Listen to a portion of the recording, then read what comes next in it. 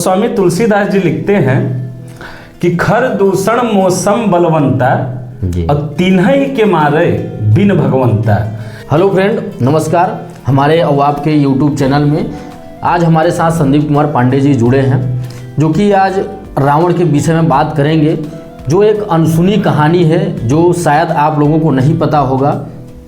तो संदीप जी, आपसे चीज़ जानना चाहते हैं कि सभी लोग बोलते हैं रावण बहुत बड़ा पंडित था, ज्ञानी था, तो क्या रावण ने अपने मृत्यु के बारे में क्या नहीं पता था उसको? जी देखिए करुणा जी, आपका प्रश्न बहुत अच्छा है। और रावण निसंदेह जो है वो बहुत वेद का ज्ञाता था जी, वो शास्त्र का ज्ञाता था और वो बहुत बड़ा ज्योतिषाचार्य भी था। तो रावण को तो ये बिल्कुल पता था कि वो मृत्यु कब आएगी और किसके द्वारा आएगी, मतलब पता था बिल्कुल। मैं आपको एक बहुत अच्छे प्रसंग पर ले जाना चाहता हूँ। गोस्वामी तुलसीदास जी लिखते हैं कि खर दूषण मौसम बलवंता और तिन्हई के मारे बिन भगवंता। जब राम भगवान खरदूषण का वध करते हैं और ये खबर रावण के पास पहुंचती है, तो रावण अपने आप में विचार करता है कि खर और दूषण जो थे वो इन्हीं के चचेरे भाई थे, दोनों लोग, दोनों, और दोनों ही रावण जैसे ही शक्तिशाली थे। मौसम बलवंता मतलब मेरे समान बलशाली थे जी। और इनको कौन मार सकता है? बिना भगवान के तो कोई नहीं मार सकता।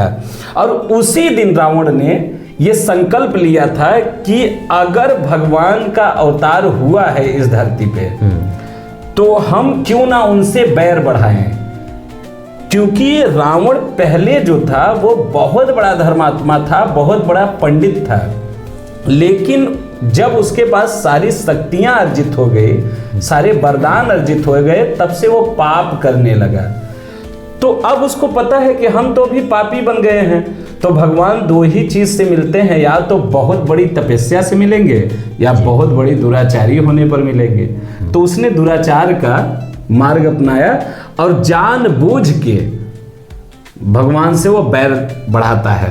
देखिए ये हम और बहुत लोग, और खासकर मैं स्वतः ये मानता हूँ और जानता भी हूँ कि रावण में बहुत सारी बुराइयां थी, बहुत सारी बुराइयां थी, वो नो डाउट, लेकिन रावण था तो अद्भुत, ये तो आपको मानना पड़ेगा। बिल्कुल ठीक है।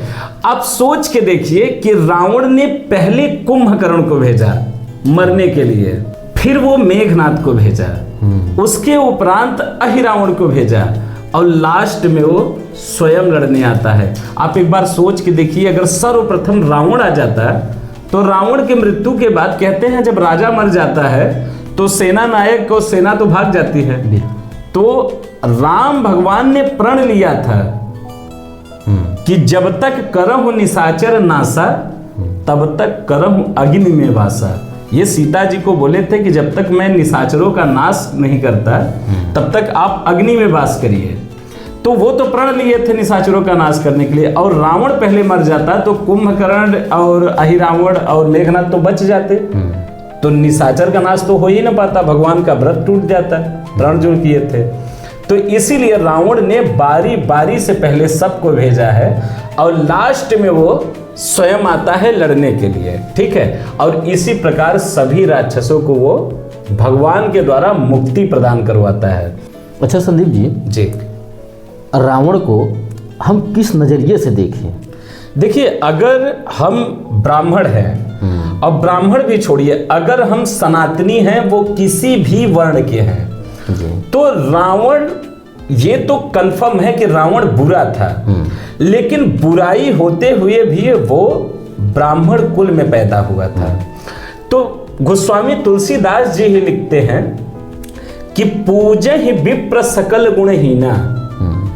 उनके कहने का तात्पर्य यह है कि अगर ब्राह्मण है, कोई जन्मजात ब्राह्मण है, अगर उसके अंदर कोई गुण नहीं है और बहुत सारे अवगुण हैं, तो भी वो ब्राह्मण पूजनीय है। आपके लिए वो पूजनीय है, लेकिन अगर वो जो भी बुरे कर्म करता है तो उसका भागीदार वो खुद होगा।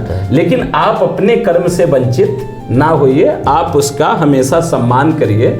और खासकर अब रावण की बात कर रहे हैं तो रावण, सोच के देखिए, रावण जैसा एक ज्ञानी, जो रावण चरित्र लिखता हो, जो सदा शिव ध्यान मंत्र लिखता हो, जो रावण शिव तांडव स्तोत्र लिखता हो, जो रावण चारों वेदों को मंत्रबद्ध करता हो, संगीतमय करता हो, वो तो इतना बड़ा पंडित है, इतना बड़ा पंडित, वो तो देखिए सम्मान के योग्य है।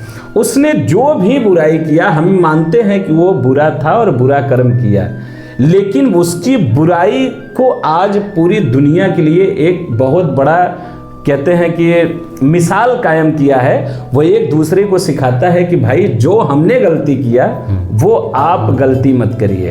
तो हम आप क्यों गलती कर रहे हैं? रावण कम से कम ब्राह्मण तो था। जिस वेद को हम पढ़ते हैं, जिस मंत्र को पढ़ते हैं, वो रावण रचित ही तो है। तो ठीक है, रावण बुरा है, बुरा रहने दीजिए, लेकिन अपने कर्म से रावण को रावण ही रहने दीजिए, ये मेरा मानना है। जी जी, ठीक है।